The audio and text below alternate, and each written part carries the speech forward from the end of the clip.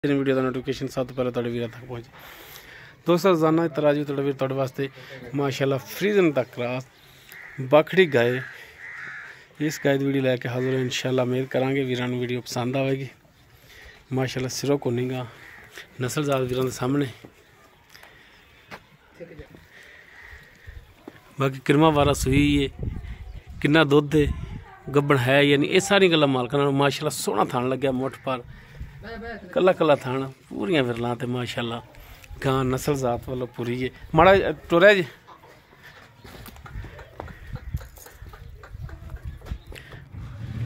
खोल के टोर लो जनाब खोल के लो जी माशाल्लाह लिबास भी बड़ा सोहना लो जी माशाल्लाह टुन फिन वीर चेक करन बिल्कुल 16 आने। बाकी इस दी जी डिटेल है वो मालकां तो लांगे। अस्सलाम वालेकुम जी की नाम की अपना? मोहम्मद अकरम। अच्छा अकरम भाई गल है गां किहड़ी नस्ल जात विच अपनी ज़बानी दसे? फ्रीजन दे विच क्रॉस है सोने भाई 2 महीने दी गारंटी शुदा गब्बड़ है।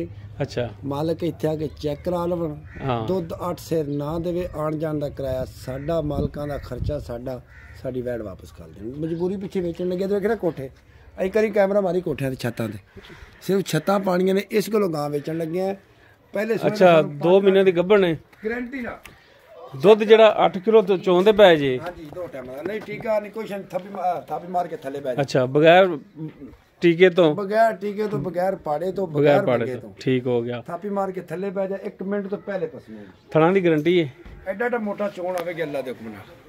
ये नहीं भी तो 3 सेर ते 10 सेर जाना नहीं गारंटी ना झग मार के। अच्छा 2 महीने तुसी कहंदे हो गब्बड़ ने चेक करा के देनी यार चेक करा के अगर गब्बड़ ना निकले ते किराया खर्चा साडा सी वापस कर देंगे। ठीक हो गया ते की हुण इनदी प्यार मुहब्बत दी डिमांड कर दी जायज़ जी? जायज़ जी जिन्हें दा जानवर वेचना है वही रेट करया जे ज्यादा मंगण नाल कोई किसी ने दे देने 260 दी गां दे देने 260 को प्यार मुहब्बत कर लो इनदे च। पिछली बारी सानू 5,20,000 भी लग्या ते नहीं वेची ओदा तो फिर तैयार होनी है ना पूरी भी सर्दी आ गई ते छत्ता छुत्ता पानी हुण तो बाखड़ी है ते कोई प्यार मुहब्बत और भाई जदा बंदा आएगा छड़ के अल्लाह दे हुक्म नाल नहीं जांदा इंशाअल्लाह अल्लाह